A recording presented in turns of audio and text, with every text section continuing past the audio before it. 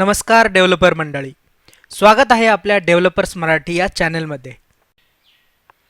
मागच्या काही व्हिडिओच्या माध्यमातून आपण अँग्युलरमधले इनबिल्ट स्ट्रक्चरल डिरेक्टिव्ज जसे की NgIf, NgFor आणि NgSwitch याबद्दल सविस्तर माहिती घेतली होती. आज आपण NgClass या ॲट्रिब्यूट डिरेक्टिव्हबद्दल सविस्तर माहिती घेणार आहोत. तसेच अँग्युलरमध्ये क्लास बाइंडिंग म्हणजे काय ते देखील सविस्तरपणे पाहणार आहोत. चलो लेट्स स्टार्ट.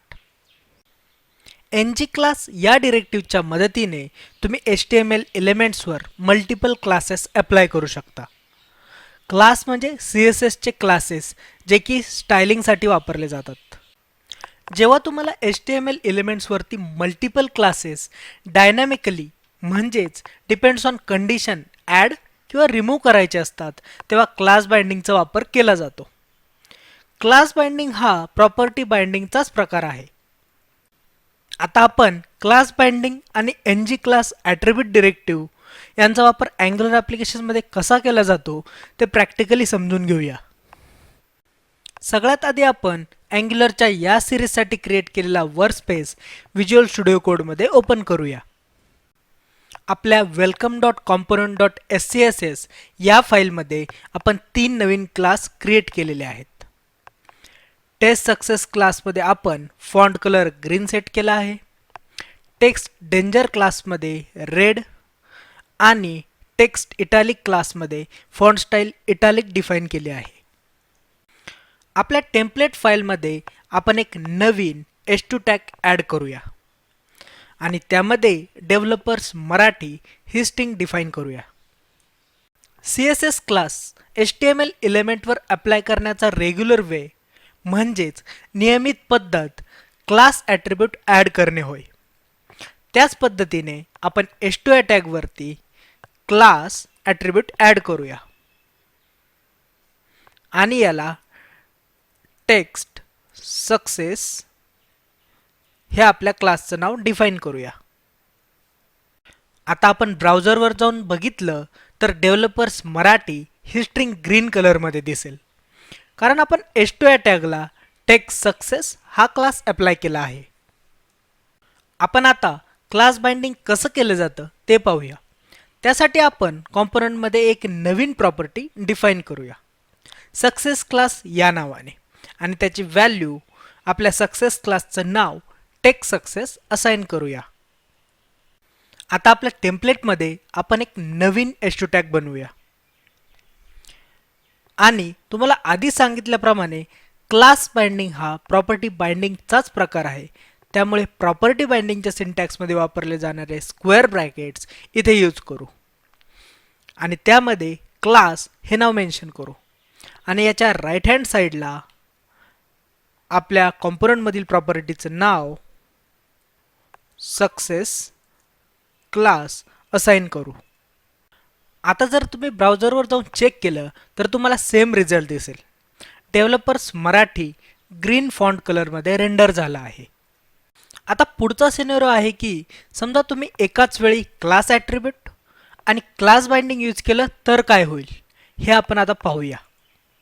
त्यासाठी आपण आणखी एक नवीन h2 टॅग डिफाईन करूया डेव्हलपर्स मराठी या सेम स्ट्रिंगने. आता आपण इथे क्लास ॲट्रिब्यूट डिफाईन करू आणि त्यामध्ये टेक्स्ट इटॅलिक असाइन करूया.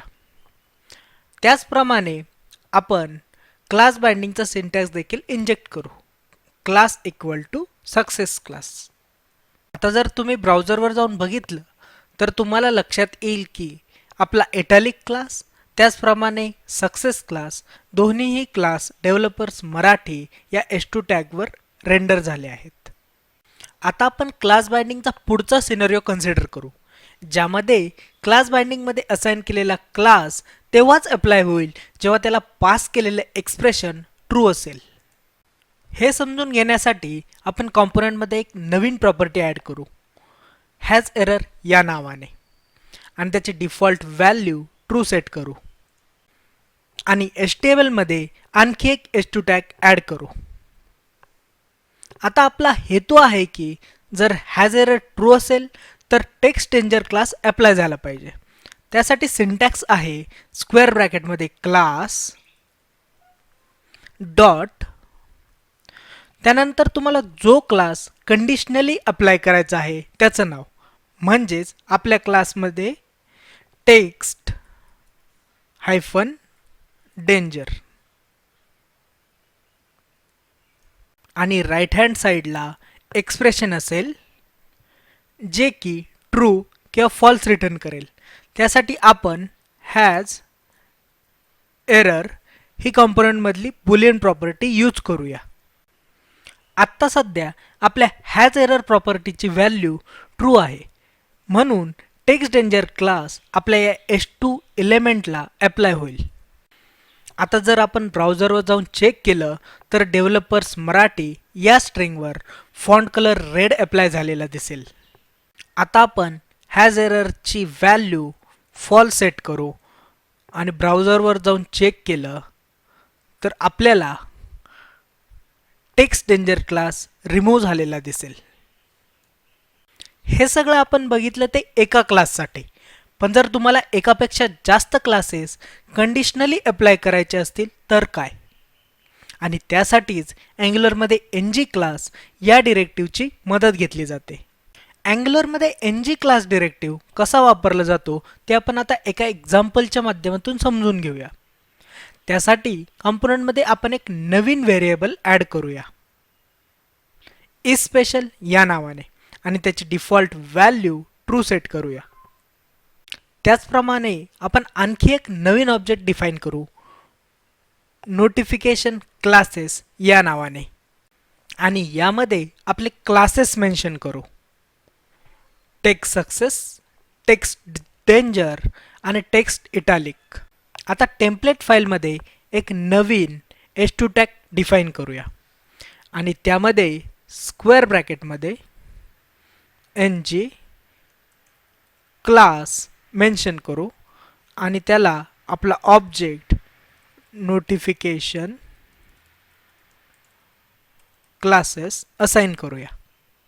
आता याने नक्की काय होईल ते समजून घेण्यासाठी आपण पुन्हा एकदा कॉम्पोनंट फाईलमध्ये येऊ. नोटिफिकेशन क्लासेस यामध्ये जे क्लास मेन्शन केले आहेत त्यांची व्हॅल्यू जर ट्रू असेल तर ते क्लासेस आपल्या h2 टॅगला अप्लाय होतील.